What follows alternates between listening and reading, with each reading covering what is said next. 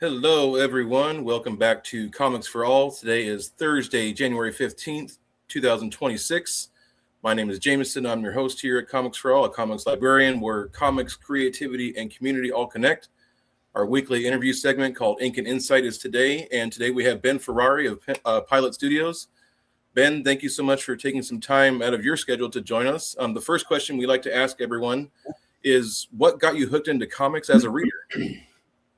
The Transformers, G.I. Joe. We're talking 85, 86, maybe 87 actually. I was 10 years old. That is almost 40 years ago. And I was living in Orange County, obviously as a 10-year-old with my parents. And I would walk down to the local 7-Eleven and hit the spinner rack, and it was G.I. Joe and Transformers.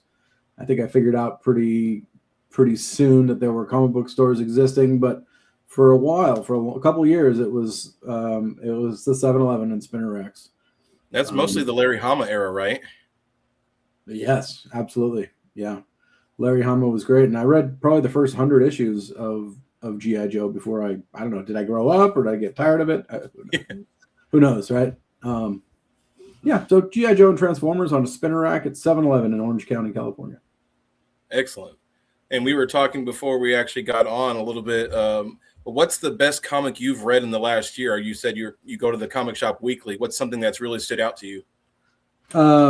You're gonna laugh. I just talked about G.I. Joe being the first comic book I read along with Transformers. I'm telling you. So Skybound under Robert Kirkman, the guy who did Walking Dead and Invincible and 100 other good books. He got the rights to do G.I. Joe and Transformers, of course. He's Skybound. And this book consistently, it's 17 issues old, and I enjoy every single issue. And that's rare when you have a book month in and month out. But the art is excellent, even when they have fill-in artists. Joshua Williamson is the writer, and it is just so good.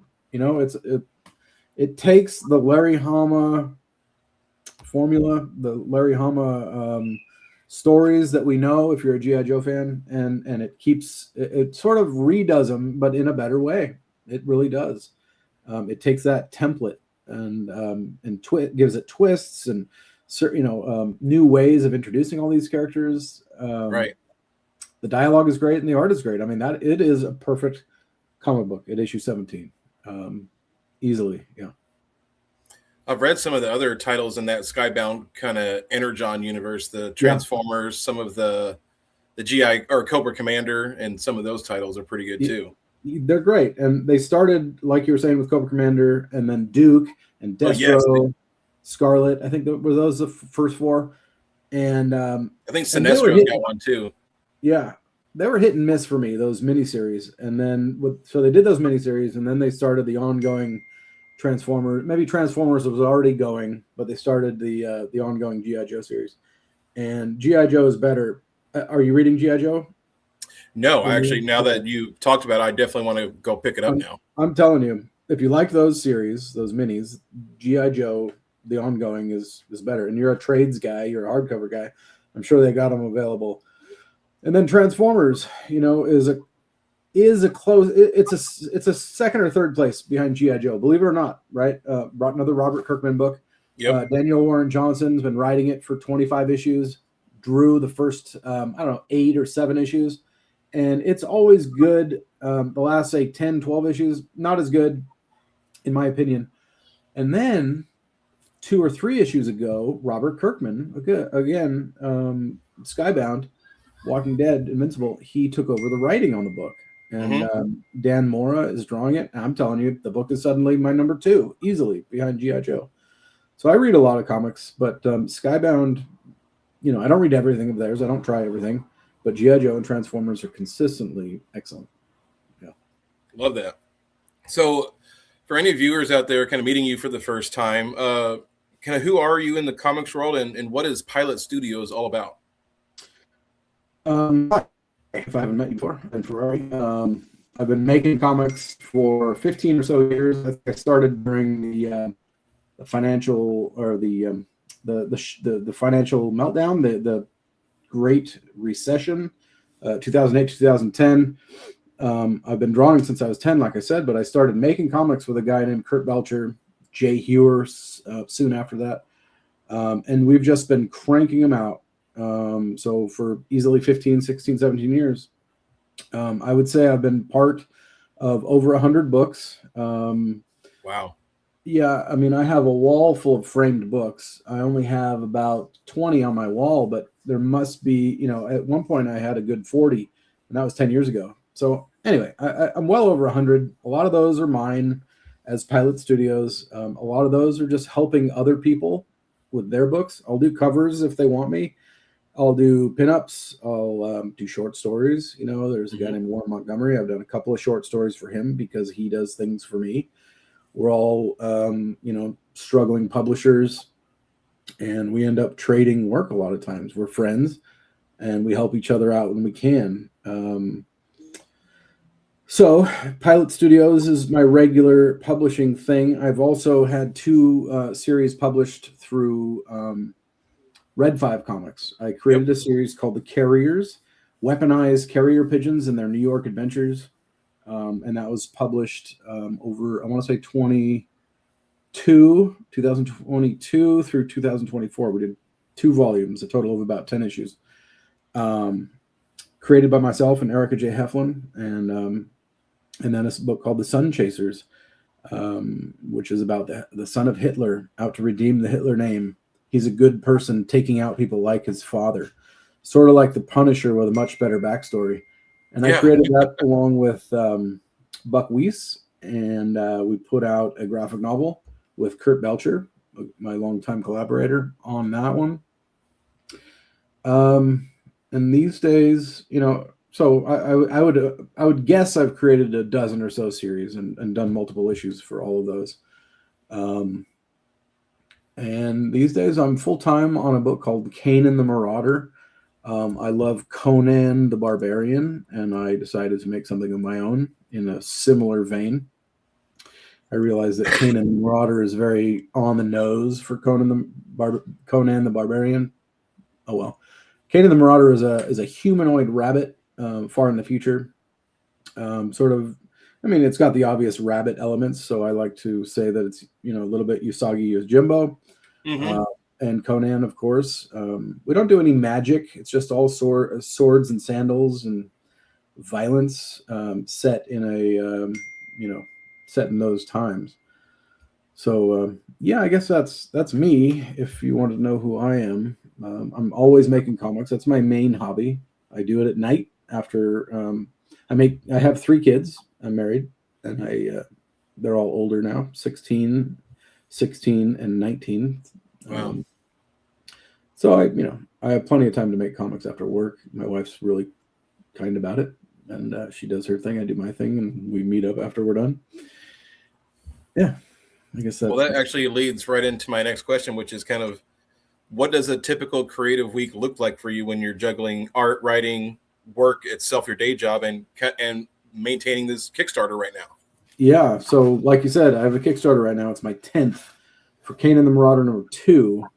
I'm doing something kind of unusual. I'm doing it every 6 weeks. I'm putting an issue out. All the issues are done, 1 through 4, all done, 100% on Kickstarter. And so what I'm doing these days, what keeps me busy, back to your question, is promoting that, and getting them printed. Basically, as a campaign is ending, I give myself a couple weeks to ship them out, but I'm also printing the next book. Yes. Right? So I just started issue 2 as far as the Kickstarter, but I am about to receive those books in the mail, from the printer. It's a guessing game every week. I mean, every issue, how many will sell, but I print them beforehand. They're done. Why wouldn't I? And then, when they show up, boom, I give myself a week or so to ship them all out. People have the books within a week, 10 days, hopefully 2 weeks at the most. And then guess what? I've now started the next, within a few weeks anyway, I've started the next Kickstarter. And so they have the book in their hand and they can decide for themselves, what, if they want to back the next one. So I'm doing regular issues. Oh, Can confirm. Kanin the Marauder #1. That cover is one of the 3 choices. I love it. Jameson chose the Seth Demus cover for Kanin the Marauder #1. What does my week look like besides promoting? I try to get to actual pages. Here's an example of a page. This is me sitting at my desk reading a script. The script by Kurt Belcher again. These are pages, I want to say, from number 3. So you'll see those in, I don't know, 6 weeks, basically.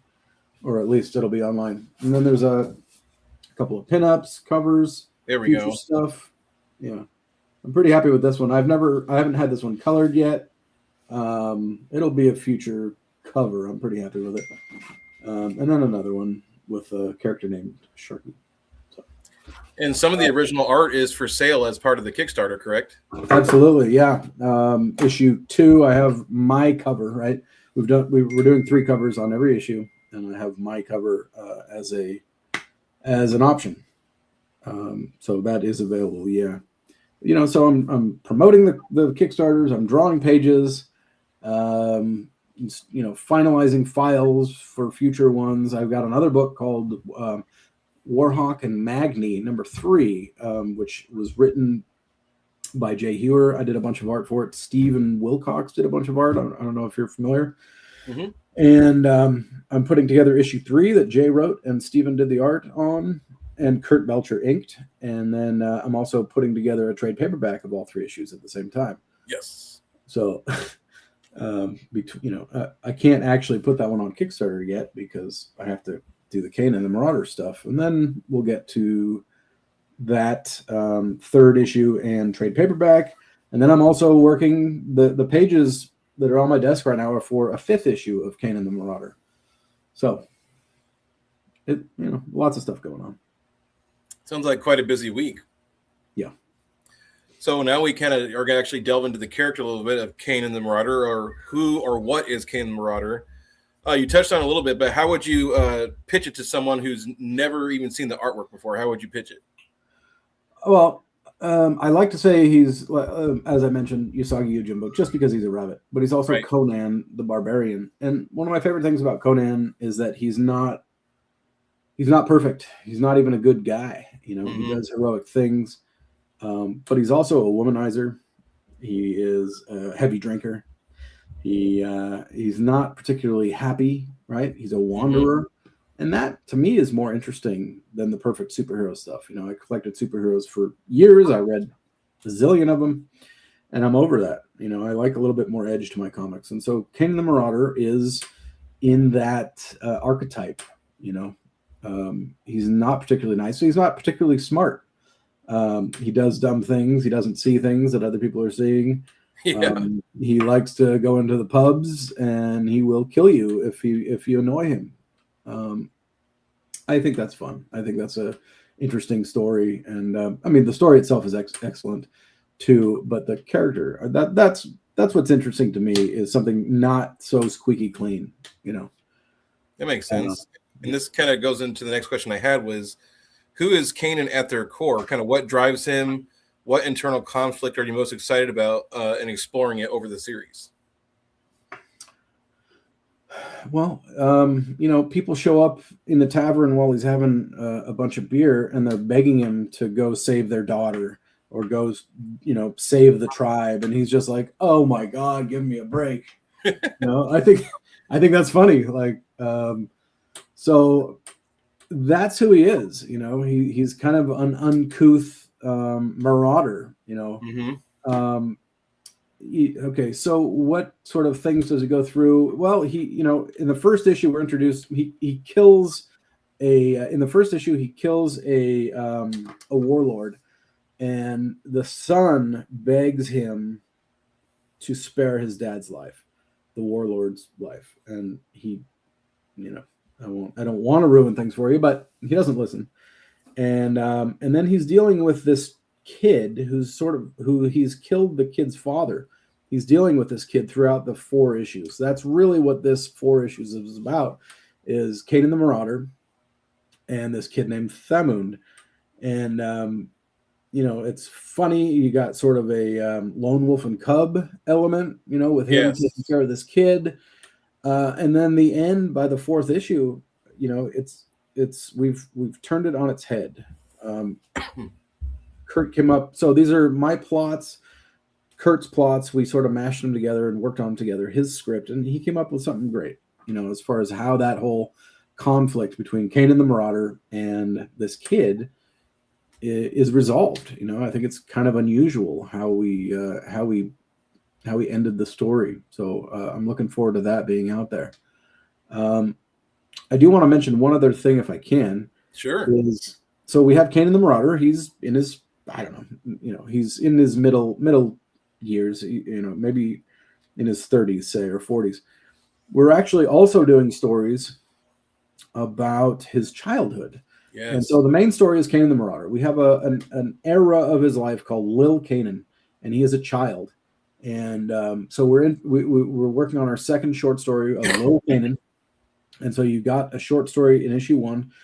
We also have a story about his teen years when he is meeting girls and partying and, very sort of a 60s type feel in these stories. It's called Young Kanin the Rebel, right? So we got Lil Kanin, we got Young Kanin the Rebel, we got Kanin the Marauder, and that's the main story. And then we also have a future era of his life called Old Man Kanin. And he is a conqueror. He has conquered. He is a king. Similar, again, to Conan, but we're doing something different. We're not going to rip it off. We're going to do our own version of it. We're going to do a twist. We're going to do our own thing. And he is not a good king. And he's called out on it. And so I'm looking forward to that. Kurt Belcher is writing and drawing this Old Man Kanin, which hopefully he'll be done when it's time to put issue 4 out. If not, we'll put it in issue 5, which I'm drawing right now. But I'm really proud of what we've done as far as it's new. You don't see multiple eras in comic books of characters. You have the character, and you see that character over the years at that particular age, right? So we're doing Lil Kanin, Young Kanin the Rebel, Kanin the Marauder, and Old Man Kanin. And I just think it's cool. I think it's different. I'm proud of it. And I think people will respond in a good way. I think so too. And this goes into the question more of the character design, but how did you land on that visual style for Kanin in the environments and kind of the different action sequences? Well, the character came from my rabbit, who was sitting at my feet, but she's way back there right now.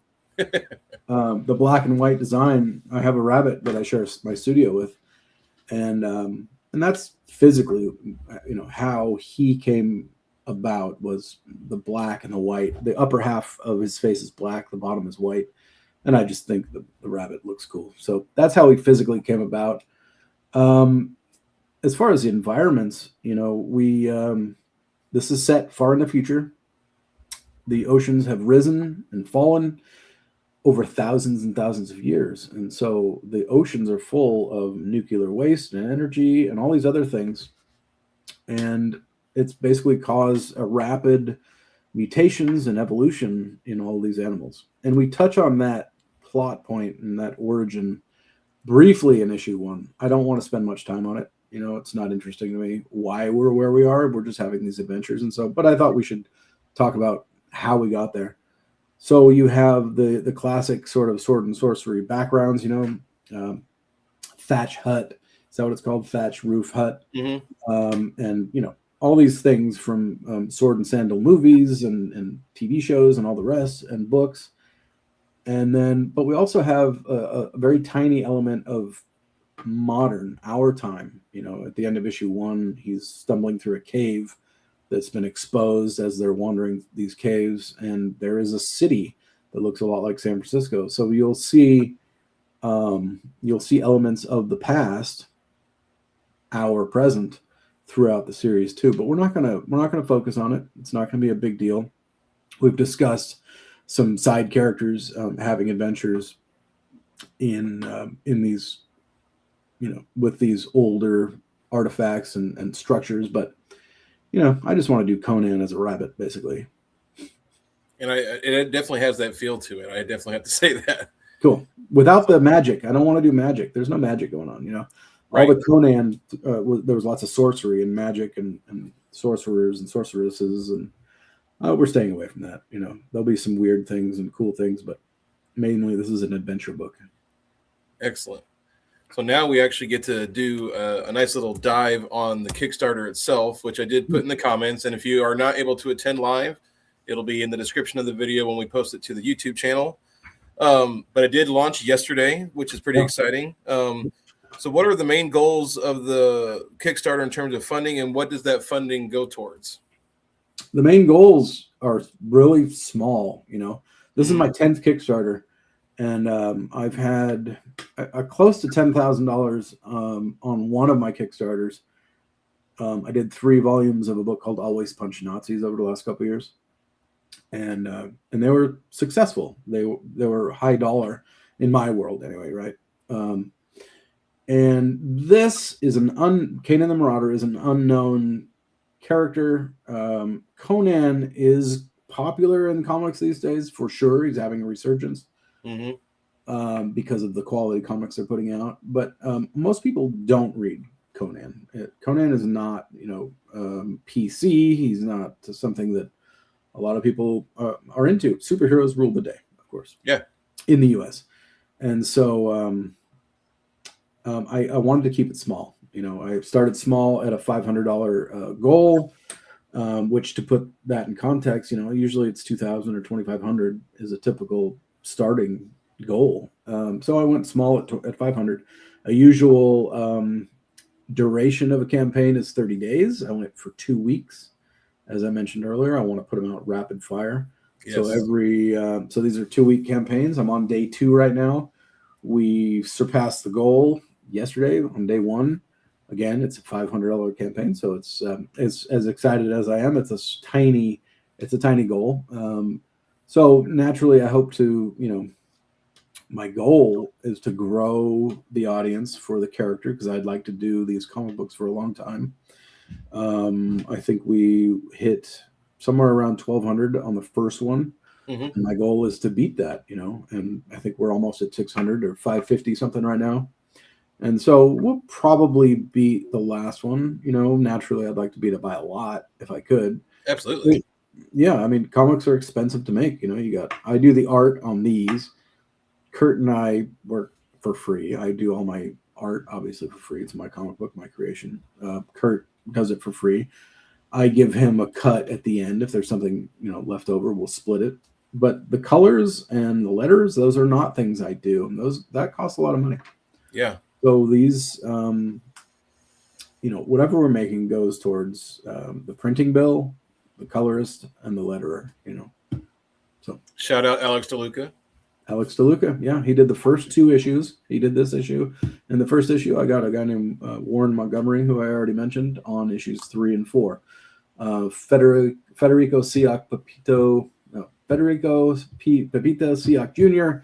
did all 4 issues of colors, and the guy is just amazing, and I'm happy to have him on the book. He makes me look pretty good.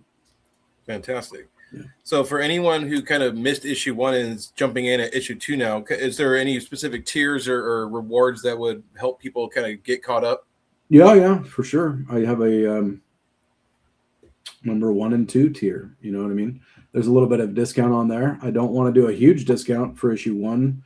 Right. Because all those people who supported me the first time around, I don't think that's fair. But there is a slight discount on issue 1 if you want to get the issue 1 and issue 2 tier. Absolutely.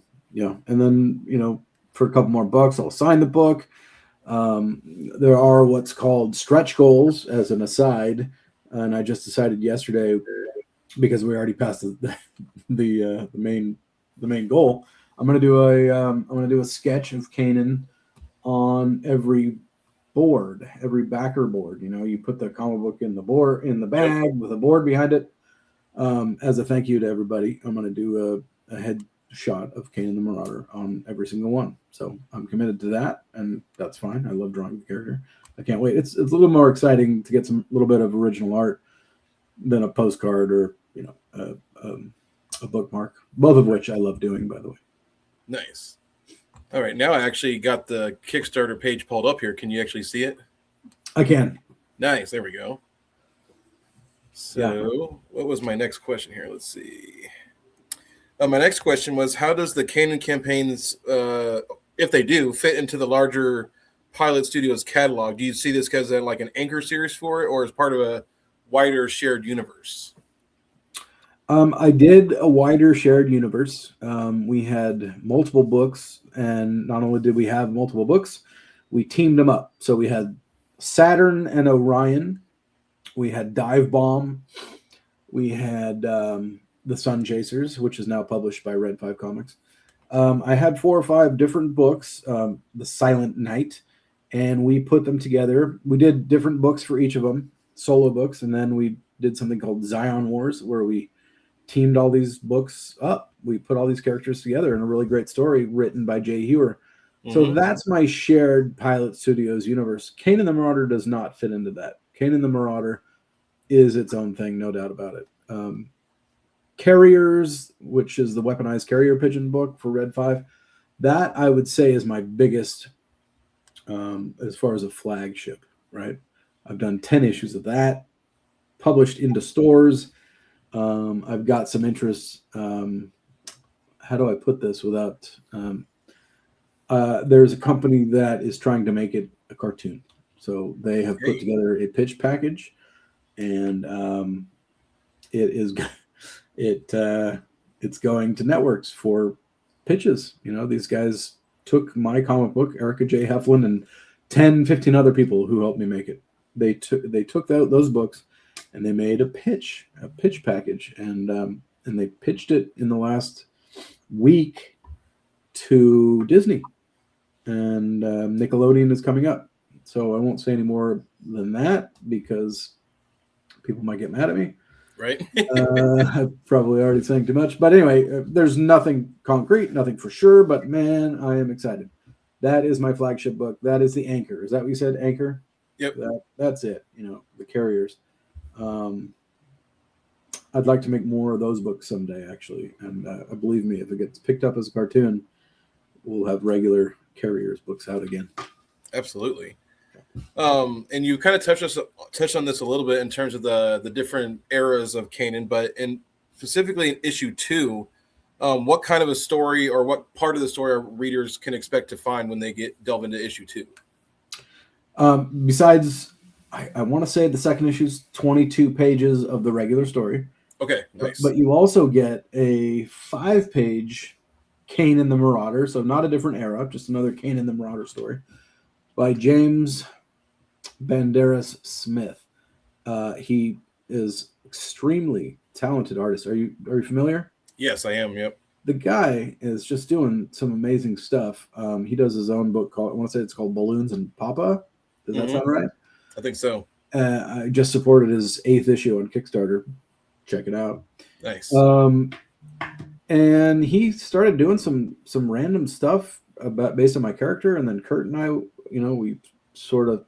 No, that's not true. He came at us and said, "Hey, I'm doing this story for you." I think maybe I'm misremembering it, but he did a story, and it's awesome. And he's taking the art or the look of the character in different directions. He's doing a story where this Kanin the Marauder is, he licks a frog. He's eating a frog creature because he's, a barbarian, and he starts hallucinating. So you will see a 5-page story from James about Kanin hallucinating after eating a frog, with a script by Kurt. Kurt did words over James's story. So that's a kind of, it's a mind-blowing departure from my stuff, and that's fun, right? You like to see different people do your characters. And then my father-in-law, who is 76 years old, I want to say, Mark Miyashiro. I had sometimes you just have epiphanies, and he's a longtime comic book guy, artist, and he's a big 60s, not just 60s, but underground comics fan. R. Crumb and Fritz the Cat and all these older things that aren't in my wheelhouse. Right. I didn't grow up with those things. He grew up with those, and he likes to draw. He does books, illustrated, books, and he's talented. And I thought, what if I had Mark, my father-in-law, my wife's dad, do a story? Hey, what if we did a story with that older, underground comics feel? Yeah. Well, he loved the idea, and Kurt, the co-creator, of course, loved the idea. And so Mark he did a 3-page story that's going to be in this second issue called Kanin, Young Kanin the Rebel. And just like those sort of underground comics have have sort of a sexy, maybe inappropriate for our time feel, we're doing that. We're doing that. It's young Kanan sowing his wild oats as a teenager. That's fun. That's cool. And I can't wait. And Seb Valencia, a great colorist who I've worked with a lot, did the colors on that story. And again, plot by me, Mark, and Kurt's script. So it's a 30 pages of story in this next issue for the same price as the previous issue. So I'm excited. I'm happy. Absolutely. I'm pumped about it. So now we're going to delve a little bit into your creative journey, if you will. So you've been making comics roughly 15, 16, 17 years. How has your approach to storytelling evolved over that amount of time? I think it's worth mentioning that I worked for Rob Liefeld in the 90s. Okay, nice. Yeah. I went to church with him and at EV Free Fullerton, one of the two. EV Free Brea, yeah. And he was just a guy there, and he started doing New Mutants, and he was immensely popular. And I asked him for a tour. I ended up getting a tour. He got me a job at Image Comics, which was right next door to the Extreme Studios, Rob's studio.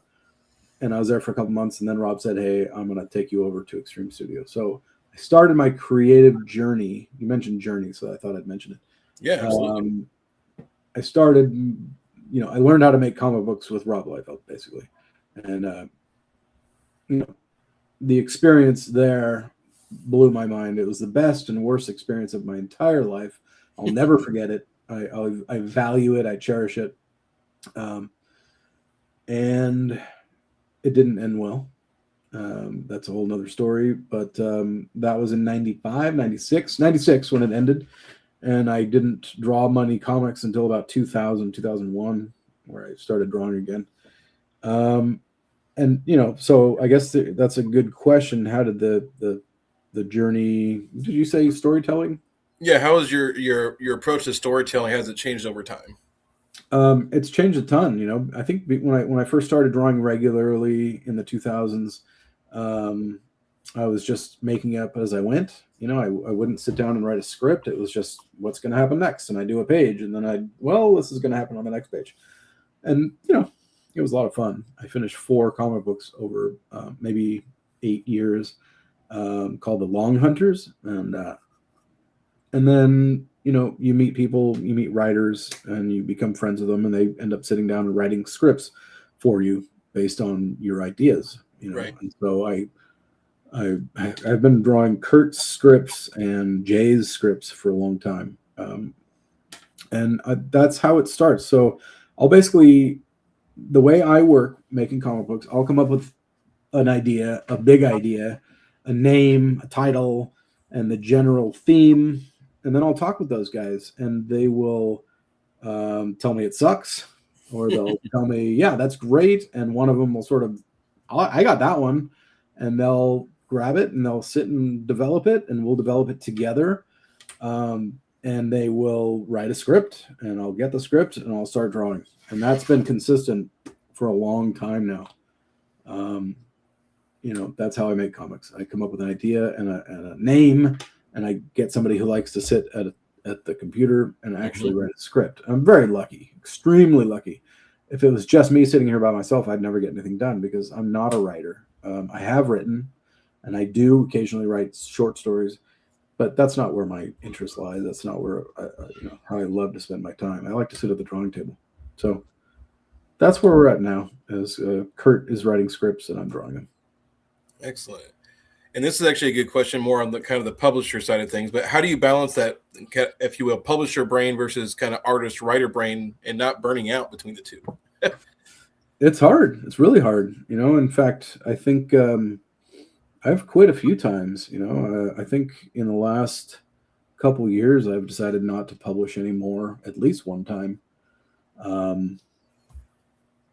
It changes constantly, because you get burnt out. I've barely sat at my drawing table in the last 6 weeks. Typically I come home and I hang out with the family and have dinner and do some chores or whatever business, and then I sit down and I draw comics. I haven't done that in a long time, and it's because of these Kickstarters. I'm not complaining. I'm having a good time.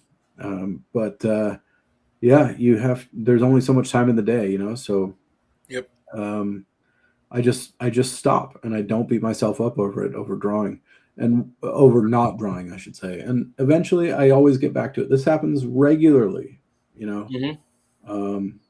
I draw heavily for a long time and then just get burnt and move on to something else, as I'm doing now, which is all the file creation and plotting and promoting and all the rest.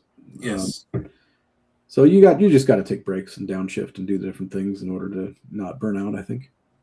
And that actually kind of leads naturally into my next question is, how do you handle creative setbacks, whether that be writer's block, you pitch something to somebody else and it doesn't go well, an artist collaborator falls through, kind of how do you handle those things? You can't take it personally. You can't blow up. Yeah. And I guess I've been working with the same crowd for a long time where that just doesn't happen much, Absolutely. There's people, sometimes they take a long time, say, to color something. You can't lose your cool. You can't put it out on social media that this guy screwed you or whatever. Mm-hmm. I just, how do you handle creative setbacks? You just roll with it and keep going. This is fun. This is supposed to be fun. I'm an electrician,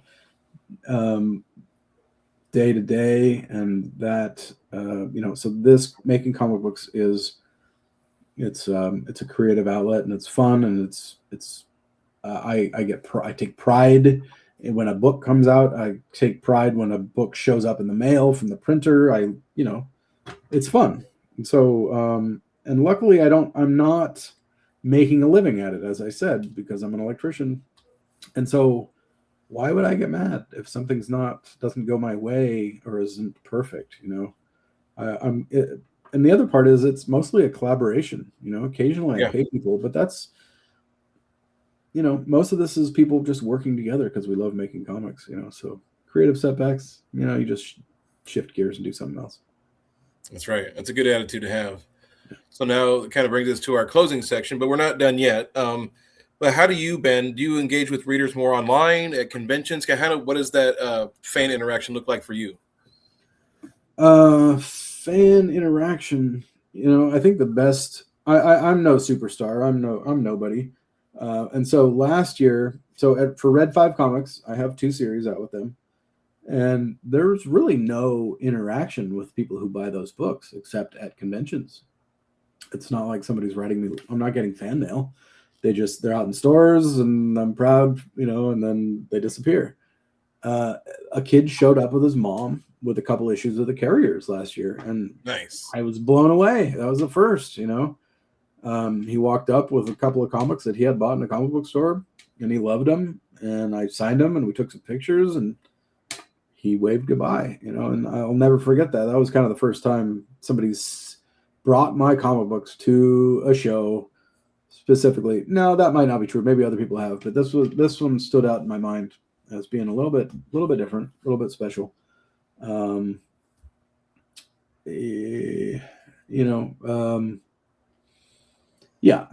Fans. I don't have.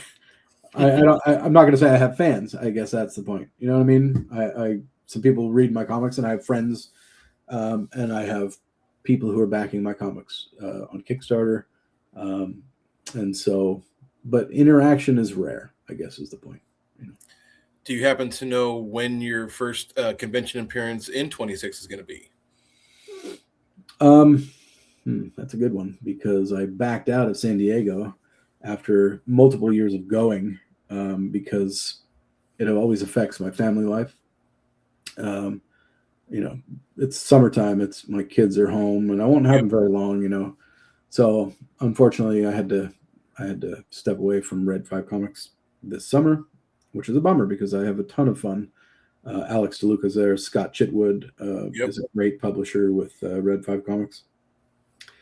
I don't know that I'm going to do a convention. I have nothing on the books. In fact, today I got a reminder from Oakland Comic-Con, a local show here, that I had talked to him a few months ago about getting a table. But I don't know that I'm going to go. I don't know that I'm going to pay for a table. I've done it for years, since 2008, basically. I've done a couple shows a year minimum, and I think there's some burnout there. Absolutely, it takes a lot of energy. It does, and it's not financially. It doesn't pay you back financially, so it's hard to justify it to your family when you're leaving. Even though I do enjoy my time with Red 5 Comics, and I hope to be back the following year. This year, I think you won't see me at any shows. That may change. Things happen. But one of my main friends, Alex DeLuca, he and I have done shows together for years for Red 5 Comics. He's out of the country for a while. And so that sort of, he's always like, hey, let's do this show, this show. It was always like, yeah, okay, great. And I'd show up. Without that guy telling me that the show's coming up, I have a feeling I'm going to just be concentrating on making comics this year. And shout out Alex the second time. So, in terms of the rest of 2026, though, what can you share about stuff that's coming out for the rest of this year? Oh, well, I just put a short story out with a guy named John Helmer, Lucky Comics. That's brand new, called Crom, another Conan style character. He's a character in the public domain called Crom, and I did an 8-page story. Look up Lucky Comics Crom, and you can get these black and white stories. I did the art on it. I did pencils and inks. John and I plotted. So that's out there. 5 issues of Kanin the Marauder is going to keep me very busy. Oh, yes. That'll be most of the next, 4 months probably. Boy, what else? You know what? Okay, so what else is keeping me busy is Kurt Belcher and I and Jay Hewer are writing screenplays. Ooh, okay. Yeah, I've been able to pitch to Hollywood over the last couple of years before San Diego Comic-Con and our comics, and I decided to write some screenplays. Comics are kind of unusual as far as a pitch to Hollywood. It's kind of novel and interesting, and I said, you know what, let's go back to what they're expecting, what they're used to, and that is screenplays. So, again, just like the comics, I'll come up with a name and a plot and some plot details and themes. And we're writing screenplays. We finished one, and it's going through a rewrite right now based on some good input. But we got a second screenplay in the works as well. So I think there's a lot of behind the scenes stuff these days that I'm working on. If I'm forgetting something, I would be shocked. But no, my life is Kanin the Marauder these days, and that's plenty as far as what's going to come out. Yeah, no, that's it. Nothing wrong with that, because it's going to be a series that I feel like is going to stick around for quite a while.